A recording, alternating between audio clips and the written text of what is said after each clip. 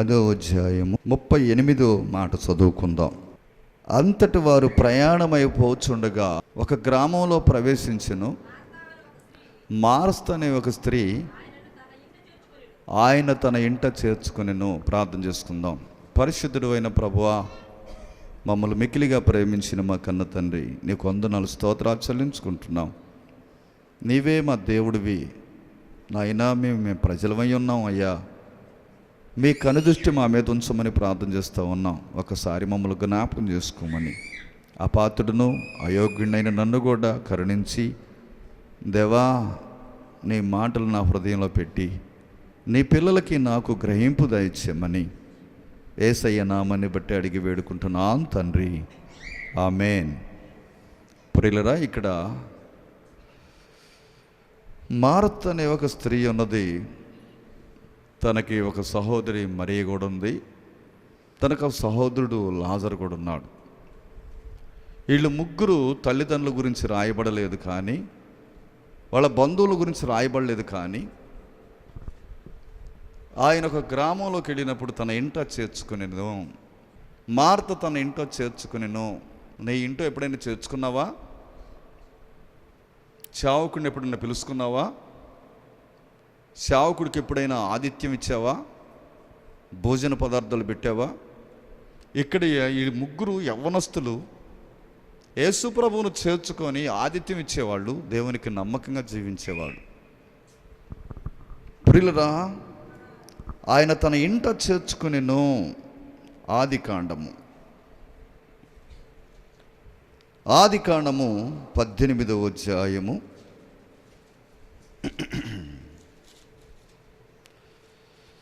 1వ మాట. మరియు మమ్రోను దగ్గరున్న సింధూరు వనములో అబ్రహాము ఎండవేళ గుడారపు వాకిడి ద్వారా ద్వారమందు కూర్చున్నప్పుడు యెహోవా అతనికి కనబడెను.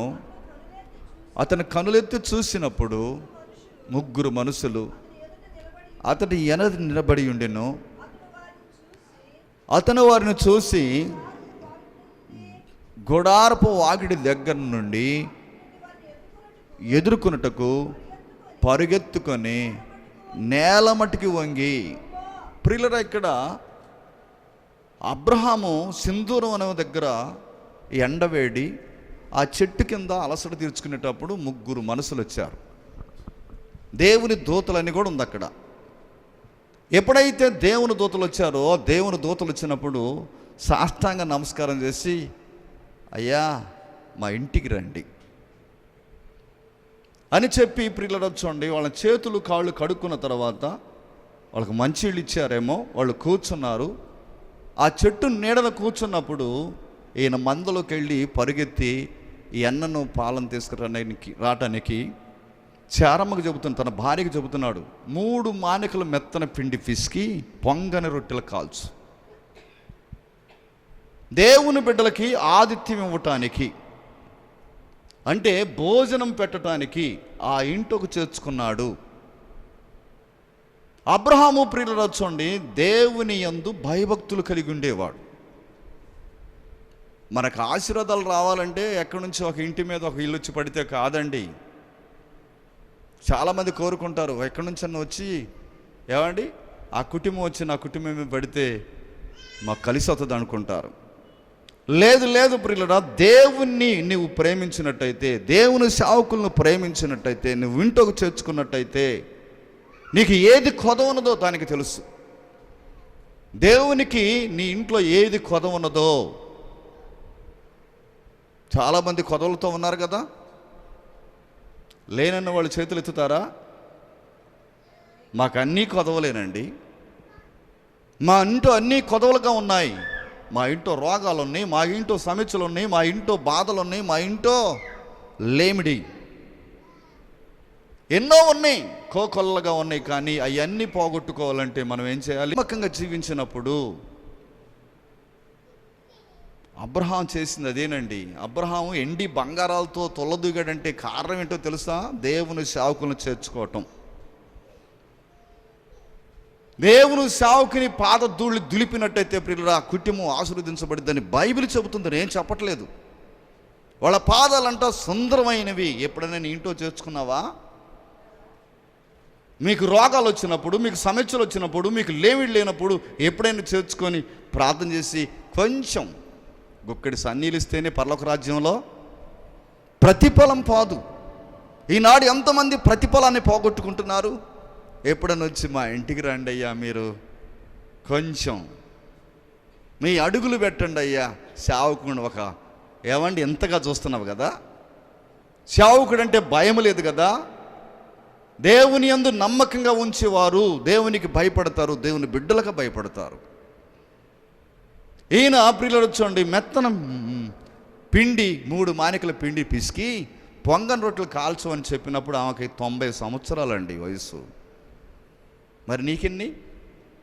20 సంవత్సరాల వాళ్ళు ఇప్పుడు బొంగకు పెట్టి మొయ్యలేకపోతున్నారు, పంపు కానించి బకెట్ తీసుకురాలేకపోతా ఉన్నాం. 3 మానికల పిండి పిసకాలంటే నీ ఇంట్లో చపాతీలు చేసుకునేటప్పుడు 1 కిలో చేసి చూడు. నేను చెప్పినాను అనుకోకుండా, అసలు నీ శక్తి ఎంత ఉంటుందో చేతుల్లో చూద్దాం. కిలో దాన్ని బాగా పిసికి ముద్ద చెయ్యలేవు. 3 మానికలంటే ఎన్ని కేజీలు? 6 కేజీలు మెత్తన పిండి పిసికి పొంగన్ రొట్టెలు. ఆయన మందలోకి వెళ్ళిపోయి పాలను ఎన్నను లేకదోణ తీసుకొచ్చి వధించి వాళ్ళకి ఆహారం పెట్టినట్టుగా కనపడతా ఉంది. ప్రియులరా, వాళ్ళు తిని సంతృప్తిగా తిని వాళ్ళు వెళ్ళేటప్పుడు చేర ఎక్కడా? ఆ ఇంట్లో కొదవన్నది, బిడ్డలు లేరు, ఆస్తి ఏవండి ఆస్తి పాస్తులు తుళ్ళదూగుతూ ఉన్నాడు, ఎండి బంగారాలతో ఉన్నాడు. ఎవరు లేరు? పిల్లలు లేరు. పిల్లలు లేకపోయేసరికి వాళ్ళు వెళ్ళేటప్పుడు చెప్పారు కదా, ఆ శారా ఎక్కడా?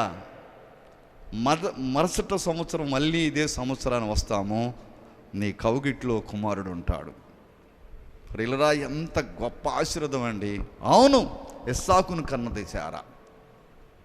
ఉడికిపోయిన ఆ గర్భాన్ని ప్రియులు చూడండి మరలా దేవుడు శిఖిరింపజేసి పిల్లల కళ్ళని శక్తి లేని స్త్రీగా ఉన్న ఆ స్త్రీని ప్రియులు చూడండి ముట్టి గర్భాన్ని తెరిచి వాగ్దాన పుత్రుడైన ఇస్సాకును కన్నట్టుగా కనపడుతూ ఉంటుంది మనకు బైబిల్లో.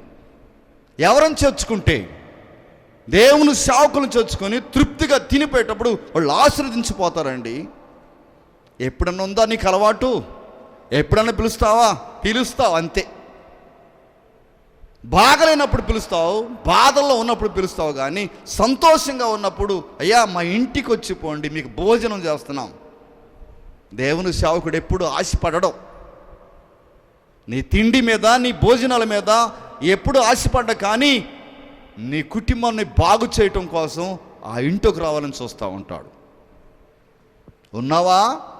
దేవునికి నమ్మకంగా జీవిస్తున్నావా? యథార్థంగా బ్రతుకుతున్నావా?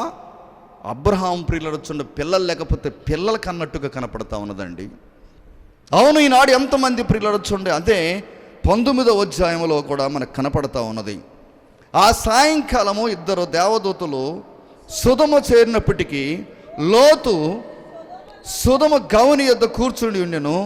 లోతు వారిని చూచి వారిని ఎదుర్కొనుటకు లేచి సాష్టాంగ నమస్కారం చేసి, నా ప్రభువులారా దయచేసి నా దాసుని ఇంటికి, మీ దాసుని ఇంటికి వచ్చి రాత్రి వెళ్ళబొచ్చండి. మేము రామన్నారు, కానీ వాళ్ళు తర్వాత బలవంతం చేసి తీసుకొని వెళ్ళాడు.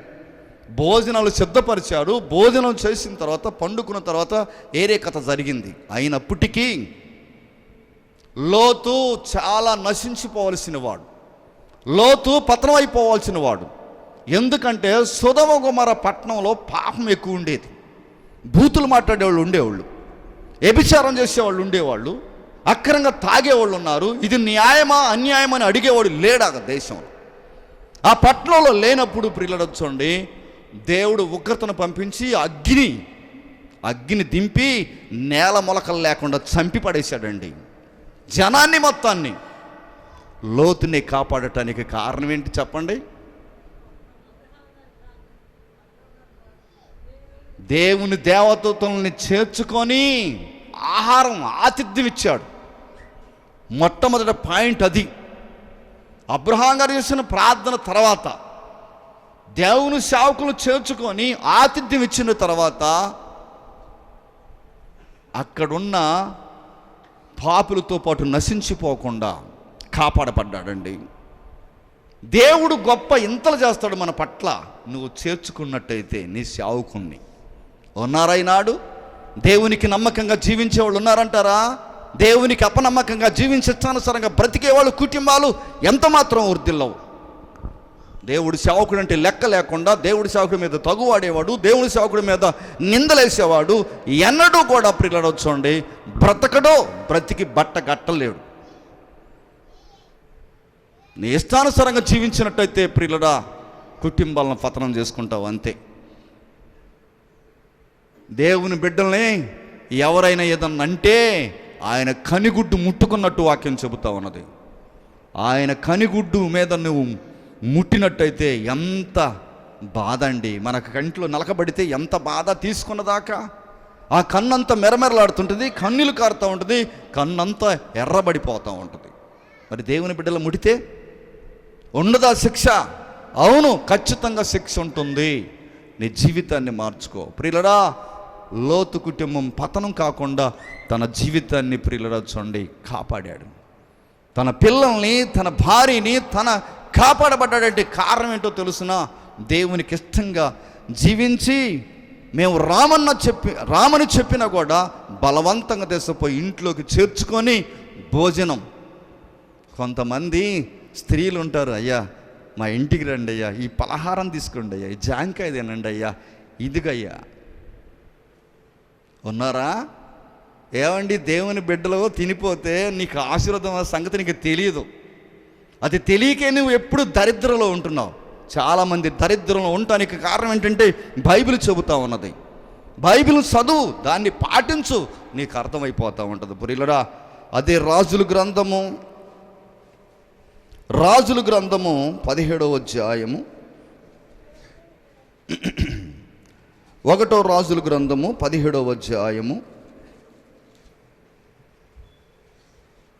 8వ వచనం చదువుకుందాం.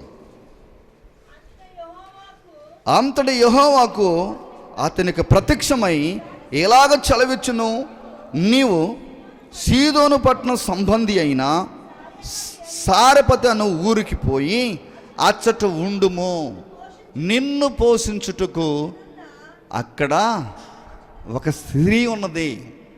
ఏమండి, ఒక యదవరాలు ఉన్నది నిన్ను పోషించడానికి అని చెప్పి, ఏలియా లే, సారెపతి గ్రామానికి వెళ్ళిపో. ఏమండి, దేవుడు చెబుతున్నాడు, ఏలియాతో చెబుతున్నాడు, సారెపతి గ్రామానికి వెళ్ళిపో, అక్కడ నేను నిన్ను పోషించడానికి ఒక స్త్రీ అంటే యదవరాలను ఏర్పాటు చేశా. యదవరాలను ఏర్పాటు చేసిన తర్వాత ప్రియులారా చూడండి, ఆ ఇంట్లోకి వెళ్ళిన తర్వాత కొంచెం పిండి ఉంది, బుడ్డిలో కొంచెం నూనె ఉంది. ఆయన ఆశీర్వదించాడు, ముందు అప్పాన్ని తీసుకురమ్మన్నాడు, చేపించాడు, తీసుకొచ్చి తిన్న తర్వాత ఇంటికి వచ్చిన తర్వాత ఆ తొట్టిలో పిండి అయిపోలేదంట, బుడ్డిలో నూనె తక్కువ కాలేదంటండి.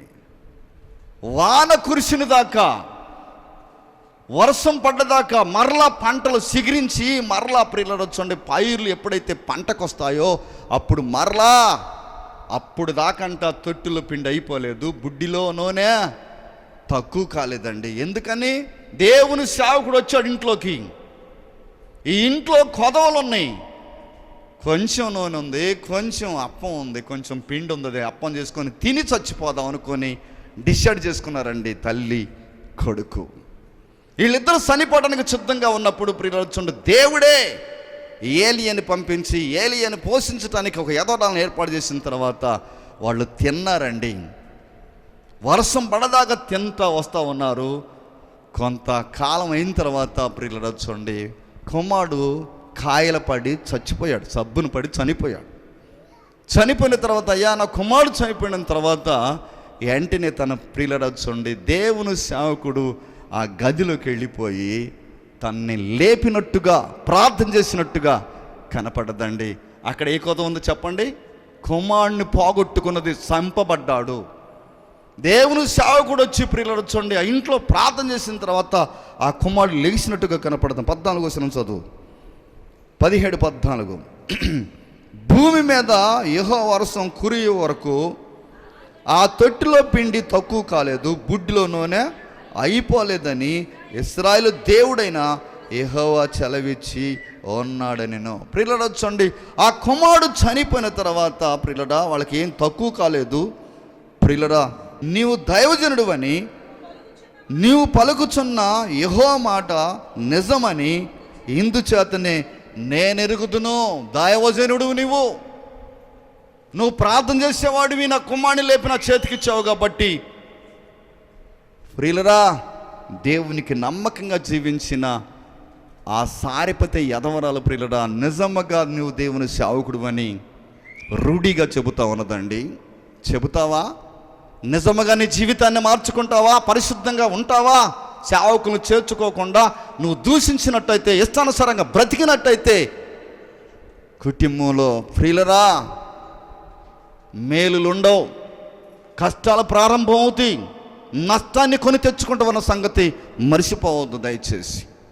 ఎంతమంది ఈనాడు ప్రియులు చూడండి, నష్టం వస్తున్నా కానీ దేవుని సేవకులను ఇంట్లో పిలిపించుకొని, అయ్యా ఈ నష్టం కోసం ప్రార్థన చేయండి, మేము పోషించబడాలంటే మేము ఇలాగ అయిపోతున్నాం అయ్యా, మమ్మల్ని క్షమించండి అయ్యా, మేము ఏదన్నా పెట్టుకుంటే మమ్మల్ని క్షమించండి దయతోని చెప్పి అడిగేవాళ్ళు కావాలండి. లోబడే తత్వం మనలో లేనప్పుడు ప్రియులచన కుటుంబం ఎంత మాత్రం దీవించబడదో. ప్రియులరా, ఎప్పుడైతే చారపతి యదవరాలు ప్రియులరా తన సేవకుని చేర్చుకున్నదో వెంటనే అక్కడ మనకి గొప్ప అద్భుతం జరుగుతూ ఉన్నది. చనిపోయిన కుమారుడు మరలా బ్రతికినట్టుగా, ఆయన ప్రార్థన చేసినప్పుడు బ్రతికినట్టుగా కనపడతా ఉన్నది. ఉన్నదాన్ని కుటుంబంలో పోగొట్టుకున్న దాన్ని మరలా తిరిగి రప్పించుకుంటావా? ఇది దేని వల్ల సాధ్యమవుతుంది? ఇది ఎలాగ చేయాలని ప్రియులు చూడండి, జ్ఞానమంతురాలు ఆలోచించి దేవుని బిడ్డలు ఇంట్లో చేర్చుకున్నప్పుడు ఆ కుటుంబం మరలా కలకలలాడుతూ ఉంటుందండి. ఉన్నారా? దేవుని సేవకుడిని పిలిపించుకోవాలంటే ఆయనకి ఎంత పెట్టాలో, ఆయనకి ఏం చేయాలో ఈ లెక్కలు కడతావు. నీ బుద్ధి అట్టే వెళ్ళిపోద్ది. కానీ నన్ను మార్చిన దేవుడు నా సేవకుని తీసుకొచ్చుకొని ఇంట్లో భోజనం పెడితే ఏదైనా నాకు గొప్ప ఎంత కలిగిద్దేమని తెలుసా? హెబ్రీయులకు రాసిన పత్రిక 11వ అధ్యాయము, హెబ్రీయులకు రాసిన పత్రిక 11వ అధ్యాయము 31వ వచనం చదువుకుందాం త్వరగా. విశ్వాసమును బట్టి రాహాబును వేగులు వారిని సమాధానముగా చేర్చుకున్నందున 5 పాటు నశింపకపోయేను. ప్రియులరా, రాహాబ్ అనే వేశ్య, ఈ వేశ్య పట్టణ ప్రాకారం మీద ఉండేదండి. వెలివేసినట్టుగా ఒక పక్కన పడేశారు. వేశ్యలకి ఈ లోకంలో ఎవరైనా, ఇప్పుడు ఉందేమో ఇలువుగా నాకు తెలియదు కానీ, ఒకప్పుడు ప్రియులరా చూడండి, వేశ్య ఇంట్లో ఉంటే ఎంతమంది ఈ కుటుంబం మంచిది కాదు, ఈ కుటుంబంలో పిల్లలకు పెళ్లి చేయకూడదు, ఆ పిల్లని చేసుకోకూడదు, ఆ పిల్లగాడికి కూడా చేయకూడదు, ఎందుకంటే ఇంట్లో ఎవరున్నారు? వేశ్యలున్నారు అని ప్రియులరా చూడండి. ఏ జాతిలోనైనా ఏ కులంలోనైనా ప్రియులరా చూడండి, వేశ్యలంటే విసుగుదల, పాపం చేసే వాళ్ళకి విసుగుదల. కాబట్టి ఆనాడు ప్రియులరా చూడండి వెలివేసి ఈ రాహాబ్ అనే స్త్రీని పక్కన పడేశారు. ఎవరన్నా పిలుస్తారా? అమ్మా మా ఇంటికి పెళ్ళమ్మా, మా ఇంట్లో బారసాలు ఉన్నాయమ్మా, మా ఇంట్లో కార్యక్రమం జరుగుతుందని పిలుస్తారా ఎవరైనా? ఎవరో పిలవరండి. ఎందుకు చెప్పండి? వేశ్య మా పిల్లలకు అంటించుద్దేమో, మా పిల్లలు పాడైపోతారేమో, వాళ్ళతో సాహసం చేయకూడదు, వాళ్ళతో మాట్లాడకూడదని ఊరికి ఎలపలా పడేశారండి. ప్రియులరా, ఈమె చేసింది ఏంటంటే దేవుని సేవకులను చేర్చుకున్నది ఇంట్లోకి. ఇద్దరు సేవకులు వచ్చిన తర్వాత మిద్దె మీదకి తీసుకెళ్ళి ఆ మిద్దె మీద జనప కట్టె, ఏమండి జనప కట్టెలో దాచిపెట్టి, ఏమండి చీకటి పడిన తర్వాత మరలా తీసుకొచ్చుకొని ఇంట్లోకి పెట్టి భోజనం పెట్టిందండి. ఇది వేశ్య. అర్థమవుతుందా? వేశ్య ప్రియులు చూడండి భోజనం పెట్టింది ఎవరికి? దేవుని సేవకులను చేర్చుకొని ఆ రాత్రి భటులకు దొరకకుండా, రాజు దగ్గరికి వెళ్లకుండా, చంపేయకుండా కాపాడి ఎప్పుడైతే ఇంట్లోకి తీసుకొచ్చుకొని భోజనం పెట్టిందండి, ఆమె చేసిన గొప్ప వింత. నువ్వేదన్నా అనుకోవచ్చు, ఆమె చేసింది ఏంటంటే గొప్ప అద్భుతం చేసింది. దేవుని సేవకులను చేర్చుకున్నది, కాపాడింది, భోజనం పెట్టింది, ఆ రాత్రి ఉంచుకుంది అంతే. అయ్యా తను అన్నది కదా, మీకు నేను ఉపకారం చేశానయ్యా, నాకు కూడా ఒక ఉపకారం చేసి పోండి అని చెప్పింది. అవును, వెంటనే ప్రియులు చూడండి, ఎర్రని దారవిచ్చి కిటికీకి ఉంటా దించేసుకో, నిత్య రాజ్యానికి వెళతావని చెప్పిన తర్వాత తన తల్లిదండ్రుల్ని, అన్నదమ్ముల్ని, అక్క చెల్లెల్ని, బంధువులు సమస్తాన్ని కూడా ఆ ఎర్రన దూరం అంటే యేసు రక్తానికి గుర్తు. యేసు రక్తంలో కడగబడ్డ తర్వాత ప్రియులు ఆ కుటుంబం ఔదీలతో పాటు నశించక రక్షించబడ్డట్టుగా కనపడతా ఉన్నది. ప్రియులరా, వేశ్యకు కూడా పరలోక రాజ్యం ఉన్నదని రూఢిగా చెబుతుంది బైబిలు. వేశ్య మారిన తర్వాత ఇక మరలా ఎనికి తిరిగి చూడదండి, మరలా పాపం చేయదు, ఇష్టానుసారంగా జీవించదు. రాహాబు ప్రియులు చూడండి, మరలా ఎవరికి చూడలేదండి, తన జీవితాన్ని కడుక్కుంది, తన హృదయాన్ని శుద్ధి చేసుకుంది. నా ప్రభువే నాకు అంకితమైన తన జీవితాన్ని సరి చేసుకుని కుటుంబాన్ని మొత్తాన్ని మార్చుకున్నది. ఇది జ్ఞానవంతులు. జ్ఞానవంతులు చేసే పనులు ఏంటంటే ప్రియులరా, మార్చుకోవటం, దేవుని సేవకులకు ఇలువివ్వటం. దేవుని సేవకుడు అంటే ఇలువ ఉందా? ఈనాడు ఎంతమంది దేవుని సేవకులు అంటే ఎబ్బే కదా, వాళ్ళు మంచోళ్ళైనా కాకపోయినా కానీ ప్రియులరా, వాళ్ళకి ఇలువ ఇవ్వాలి, వాళ్ళకి వందనాలు చెప్పాలి. నీకు ఇష్టమైతే ఇంటొక చేర్చుకోవచ్చు, ఏదైనా ఇవ్వచ్చు. అది ఊకపోదు, అది ఎన్నటికీ ఊకపోదు ప్రియులరా. నువ్వు ఎవరికిచ్చినా ఒకైనా పోద్దు కానీ, నువ్వు తిన్నదో ఒకనే పోద్దు కానీ, దేవుని సేవకుడు తింటే ఇస్తే అది ఊరకపోదని బైబిల్ చెబుతా ఉన్నది. రెట్టింపిస్తాడు ఆయన. నువ్వు ఒక్కటిస్తే ఆయన రెండిచ్చేవాడు, మూడిచ్చేవాడు ఆయన. నిజముగా బైబిల్ తెలిసినట్టయితే ఎంత మాత్రం ప్రియులరా చూడండి, నువ్వు ఈ రాహాబులాగా మారిపోతావు, నీ జీవితాన్ని మార్చుకుంటావు. ప్రియులరా, 2 రాజుల గ్రంథము 5వ అధ్యాయము 4వ అధ్యాయము 8వ వచనం చదువుకుందాం. 4వ అధ్యాయము 8వ వచనం. ఒక దినము ఎలీషా సునేమే పట్టణమునకు పోగా అతడు గనులోని ఒక స్త్రీ భోజనంకు రమ్మని అతన్ని బలవంతం చేసిన గనుక అతడు ఆ మార్గం వచ్చినప్పుడల్లా ఆమె ఇంట భోజనము చేయుచూ వచ్చెను. ప్రియులరా, గనురాలనే పేరు ప్రియులు చూడండి, ఘనమైన పనులు చేసే వాళ్ళకి వస్తాయి ఆ బిరుదులు. పాడు మాటలు మాట్లాడే వాళ్ళకి, ఇష్టానుసారంగా జీవించే వాళ్ళకి, ప్రార్థనకి ఎందుకు వెళ్తుంది దిక్కుమాలింది, ప్రార్థనకి ఎందుకు వెళ్తున్నాడు ఆ దిక్కుమాలినాడు అంటారండి పక్కన. ప్రార్థనకి వెళతారు కానీ ఆ నోరేంటంటే అట్ట కొవ్విపోతుంది, ఇష్టానుసారంగా బ్రతుకుతుందని నిన్ను ఓస్తారు. నువ్వు సరి చేసుకుంటే బాగుపడతావు, సరి చేసుకోకపోతే పతన అవస్థలోకి వస్తావు అన్నావు నువ్వు.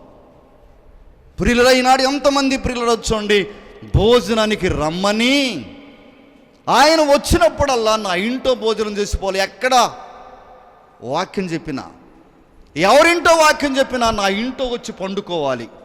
తన ఉద్దేశం ఏంటి చెప్పండి? గనురాలండి, చెప్పాలి, గనురాలు. సునేమి పట్టణములో గనులార్ అనే పేరు ఉంది ఆమెకి. ఆ పేరు ఎందుకు వచ్చిందంటే ఘనమైన పనులు చేస్తుంది కాబట్టి. నీచమైన పనులు చేసే వాళ్ళకి రాదండి, దొంగతనాలు చేసే వాళ్ళకి రాదు, మోసం చేసే వాళ్ళకి రావు ఈ పేర్లు. ప్రార్థనకి డిమక కొట్టే వాళ్ళకి మా పేర్లు రావండి. ప్రార్థనకు వచ్చి వాక్యాన్ని పాటించి ఆయన ఆజ్ఞలను ఎప్పుడైతే ఆయన సన్నిధిలో నమ్మకంగా జీవిస్తావో వాళ్ళకొత్తి ఘనమైన పేర్లు. ఉందా నీకు ఆ పేరు? నీకు ఆ పేరు లేనప్పుడు పిల్లలు వచ్చండి దేవుడు నిన్ను కలుసుకుంటాడా? దేవుడు నీకు ఏదన్నా ఆశీర్వదిస్తాడా? ఎన్నడివ్వడండి. నీకు బాధ వచ్చినప్పుడే కాదండి, బాధ లేనప్పుడు కూడా దేవుని సేవకుని కలుసుకోవాలి. మొట్టమొదటిగా దేవుని కలుసుకోవాలి. దేవుని సేవకుని కలుసుకున్నప్పుడు పిల్లలు వచ్చండి తప్పనిసరిగా నీ ఇంట్లో ఏదో ఒక మేలు చేస్తాడండి. ఆ ఇంట్లోకి చేరిన తర్వాత ఏవండి, ఆ ఇంట్లో గోడ మీద చిన్న గది కట్టించి ఆ గదిలో దీపస్తంభము, పీట బల్ల ఇవన్నీ బైబిల్ పెట్టి చదువుకోవటానికి. దీపం ఎందుకంటే బైబిల్ చదువుకోవటానికి. బల్ల ఎందుకు బైబిల్ పెట్టుకోవటానికి. ఏమండి ఆయన కుర్చీ మీద కూర్చొని చదువుకోవటానికి, ఆ మంచం మీద పండుకొని తిని పండుకోవటానికి, కొంచెం ఏమండి రెస్ట్ తీసుకోవటం కోసం. ఉన్నారా? నీ ఇంట్లో ఎప్పుడైనా పండుకునే అలవాటు ఉందా సేవకుడికి? చెప్పండి. నీ ఇంట్లో ఎప్పుడైనా తిన్నాడా? సమృద్ధిగా పెట్టావా? సంతోష పెట్టావా సేవకుడిని? ప్రియులరా జాగ్రత్త. ఒక సేవకుడు చెప్పాడు, వృద్ధుడు ప్రార్థన పరుడు. ఆ సేవకుడిని మీటింగులకు పిలిపించాడు. ఆ సేవకుడు అంటే చాలా ఇష్టం ఆయనకి. ఈ సేవకుడికి మీటింగులు పిలిపించుకున్నాడు. మీటింగులు పిలిపించుకొని ఆ 3 రోజులు మంచి గది ఒకటి ఏర్పాటు చేసి ఏసీ పెట్టి, అయ్యా మీకేం కావాలి, మీకు ఏదన్నా తక్కువైతే నన్ను అడగండి అయ్యా, ఏదన్నా కొదవ చేస్తే నన్ను క్షమించండి. ఈ సేవకుడు ఆ సేవకుడు పెద్ద సేవకుడిని ప్రాధేయపడతా ఉన్నాడు. అంతా చూసిన తర్వాత పంపించే ముందుగా ఆయన ట్రైన్లో వచ్చాడు. వాళ్ళ ఊరు నుండి చాలా దూరం ట్రైన్లో వచ్చాడు. ఆ ట్రైన్లో వచ్చిన తర్వాత బాగలేదు మనిషికి. 3 రోజుల కోటాల్లో వాడబడ్డాడు. చాలామంది మార్పు చెందారు. అక్కడ ఆయనకు కొంచెం మోషన్స్ అయ్యాయి. ఎలాగెళ్తాడు దేవుని సేవకుడు అర్థం చేసుకొని వెంటనే కారు, వాళ్ళ ఊరికి వెళ్ళటానికి కారు ఏర్పాటు చేసి, డ్రైవర్ని ఏర్పాటు చేసి, తనకు ఇంకొక మనిషిని ఏర్పాటు చేసి, క్షేమంగా సేవకుణ్ణి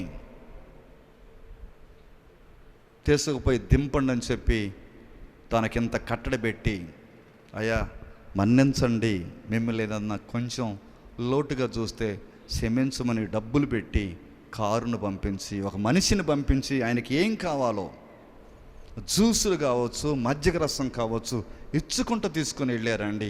అది ఆ సంవత్సరం ప్రియులరొచ్చండి, తండాలుగా ప్రియులరొచ్చండి చచ్చి పట్టకుండా వచ్చారండి.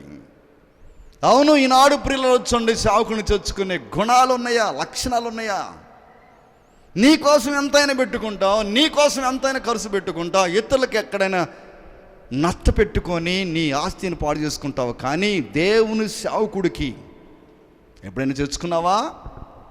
నిజముగా నీవు ప్రార్థన పర్రాలు అయినట్టయితే ప్రియులరొచ్చండి సేవకుడిని మర్చిపోవో. అన్ని విషయాల్లో 10 భాగాలు ఇచ్చి దేవుని సేవకుడిని సంతోషపెట్టే వ్యక్తులు ఉన్నారు. అన్ని విషయాల్లో ఉన్నావా? దేవునికి నమ్మకంగా జీవిస్తున్నావా? ఇదిగో ఈ ప్రియులరొచ్చండి ఈ స్త్రీ మనల్ని ఎంత శ్రద్ధాభక్తిగా ఇందాక చూస్తుందంటే, గెహజీ ఆమెను పిలిపించు, రాజుతో మాట్లాడాలా, ఏదన్నా కొదవ ఉందా చెప్పు, పిలు అని చెప్పి పిలిపించిన తర్వాత నాకేమీ కొదవలేదు, రాజుతో మాట్లాడటానికి ఎంత మాత్రం నాకు ఏమీ లేదు కాబట్టి అని చెప్పి ఆ దారబంధం దగ్గర ఆ డోర్ కట్టిన పక్క నిలబడదండి, ముఖం కూడా సరిగా కనపడకుండా. ప్రార్థనా పరులు ప్రియులొచ్చండి మగవాళ్ళతో మాట్లాడటానికి కూడా ఇష్టపడరండి. ఉన్నారా? బాడీ తెగించి ఎంతమంది ప్రియులొచ్చండి బయట కూడా లేకుండా పురుషులతో మాట్లాడేవాళ్ళు. జాగ్రత్త, ప్రార్థన చేసే వాళ్ళకి చెబుతున్న హెచ్చరిక, లోకస్తులు కాదు నేను చెప్పేది. ప్రార్థన చేసేవారికి, ప్రార్థన చేసి ఎక్కువైనట్టయితే నీ వస్త్రంలో ఎలాగుందో చూసుకో. బడి తెగించి బయటికి ఇష్టం వచ్చినట్టుగా తిరగబాకు, మనుషులతో మాట్లాడబాకు, పరాయి పురుషుడితో. అవును, ఈనాడు ఎంతమంది ప్రియులొచ్చండి ఎలాగ జీవిస్తున్నారండి. ఈ స్త్రీ పక్కన ఆ డోర్ కట్టిన వెమ్మటుండి మాట్లాడుతూ ఉన్నది, నా ఇంట్లో ఏమీ కొదవలేదు. అయితే ఏంటో గెహజీ కనుక్కో అంటే, పిల్లలు లేరు, తన భర్త వృద్ధుడు, పిల్లలు లేరని చెప్పిన తర్వాత, ఇదిగో మరుసటి ఇదే సంవత్సరం వచ్చినప్పుడు నీ కౌగిట్లో కుమారుడు ఉంటాడని చెప్పి దీవించి వెళ్ళిపోయాడండి. ఖచ్చితంగా కుమారుడు పుట్టాడు. అవును, ఈనాడు ఎంతమంది ప్రియులు చూడండి పొందుకుంటున్నారండి. దేవుని ఆశీర్వాదాలు రావాలంటే నీలో త్యాగం ఉండాలి. త్యాగం లేకుండా ఏ పనులు కావు. ఉన్నదా దేవుని కోసం తెగిస్తావా? దేవుని కోసం ఖర్చు అవుతావా? నువ్వు ఖర్చు కావాలి, నీ డబ్బు కూడా ఖర్చు కావాలి. నువ్వు ఖర్చు కాకూడదు, నీ డబ్బు ఖర్చు కాకూడదు. ఎలాగొస్తుంది ఆశీర్వాదం? బైబిల్ చెప్పేది ఏంటంటే నువ్వు ఖర్చు కావాలి. నువ్వు ఇతరులకి అన్నం లేకపోయినా చెప్పేవాడిగా ఉండాలి. వాక్యాన్ని అనేకులు మళ్ళించేటట్టుగా ఉండాలి. దేవుని సేవకులను చేర్చుకొని ఇక్కడ సన్నిధిస్తేనే పరలోక రాజ్యంలో ప్రతిఫలం పోదండి. ఎప్పుడైనా నా దగ్గర ఏమి లేదు అయ్యగారు, ఈ మంచిళ్ళు తాగిపోయా, నా ఇంట్లోకి రాయని ఎప్పుడైనా పిలిచావా? సేవకుడు నువ్వు తీసుకురా, అది తీసుకురా, ఇది తీసుకురా అనేవాడు కాదండి. కొంతమంది ఉంటారో నాకు తెలియదు, భోజనాలు పెట్టారంట. భోజనం పెడితే కూటం అయిపోయింది. ఆ స్త్రీ అయ్యగారికి కోడిగుడ్లు కూర పెట్టాలని చెప్పి కోడిగుడ్ల కూర వండి పెట్టిందంట. ఏమండి ఒక గుడ్డు వేసిన తర్వాత సేవకుడు అన్నాడంట, దీని తల్లి ఏది? అర్థమైందా నా మాట? ఆ గుడ్డుని అయితే అంటున్నాడంట, దీని తల్లి ఏమైంది? అవును, ఈనాడు ఎంతమంది ప్రియులడుచుండ అలాంటి వాళ్ళు ఉన్నారో నాకు తెలియదు కానీ ప్రియులడా జాగ్రత్త. కారం పెట్టిన తినిపోయే సేవకులు ఉన్నారు, ఓర్చుకునే సేవకులు ఉన్నారు. వాళ్ళ పరిస్థితి ఎలాగున్నది కాబట్టని ఈ కుటుంబాన్ని దీవించని వెళ్ళిపోయే వాళ్ళు ఉన్నారండి. దేవునికి నమ్మకంగా ఉంటావా? దేవుని సన్నిధిలో యథార్థమైన జీవితాన్ని మనం జీవించినప్పుడు ప్రియులరా ఖచ్చితంగా నీ కుటుంబం వరిదిల్లిద్ది. ఈ కుటుంబంలో కుమారుడు పుట్టాడండి, లేక కుమారుడు పుట్టాడండి.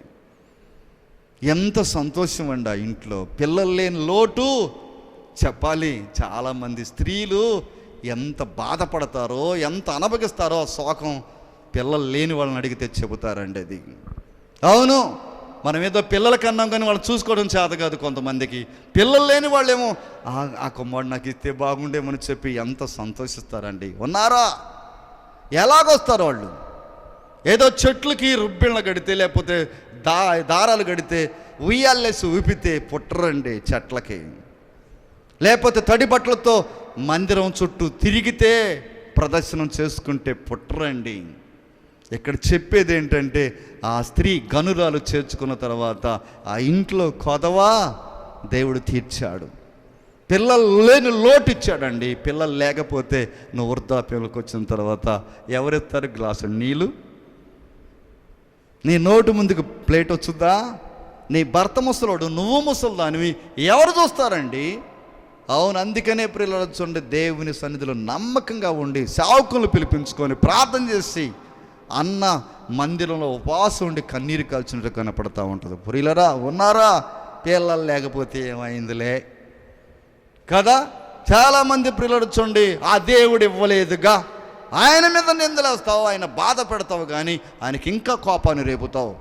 చిన్న మాట కూడా ప్రభువుని అనటానికి వీలు లేదు. మన తప్పులు పెట్టుకొని ప్రియులట దేవుని సన్నిధిలో నమ్మకంగా జీవిద్దాం, పరిశుద్ధంగా బ్రతుకుదాం.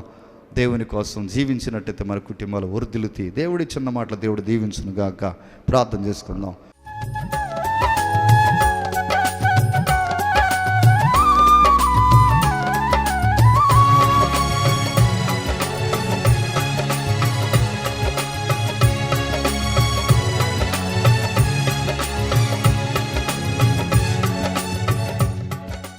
పరిశుద్ధుడైన ప్రభువా, మమ్మల్ని మిక్కిలిగా ప్రేమించిన మా కన్న తండ్రి, నాయనా మీకు వందనాలు, స్తోత్రాలు. అబ్రహాం గారు చేర్చుకున్నాడు నాయన, అదిగో లోతు చేర్చుకున్నాడు. ఆ కుటుంబాలు ఎన్నో మేలు చూశారు నాయన. రాహాబు చేర్చుకుంది. ఆ పట్టణం అంతా కూడా ప్రభువా దేవా మార్చిందేవో నాకు తెలియదు కానీ తన కుటుంబం అంతా మార్చబడదు ప్రభువా. అవును, ఆ కుటుంబంలో ప్రభువా రక్షణ వచ్చినట్టుగా నాయన మీ సన్నిధిలో కనపడతా ఉన్నది. మీరే మాకు తోడుగుండండి, మీ సన్నిధి ఉంచండి అయ్యా. ఇక్కడ కూడా ప్రభా సునీమి పట్టణంలో గనురాలు ఎలాగ చేర్చుకున్నదో, తన ఇంట్లో ఏ కొదవనదో సమస్తం ఎరిగిన వాడివి కదా నాయనా. అదిగో సారెపతిని ఎదవరాలు మిమ్ములు చేర్చుకుంది, శావుకుని చేర్చుకుంది. ఆ ఇంట్లో తక్కువ కాంది ఏంటంటే పిండి తక్కువ కాల, నూనె తక్కువ కాల. కుమారుడు చనిపోయిన తర్వాత మరలా బ్రతికించబడేటట్టుగా సేవకుడు ప్రార్థన చేశాడు నాయన.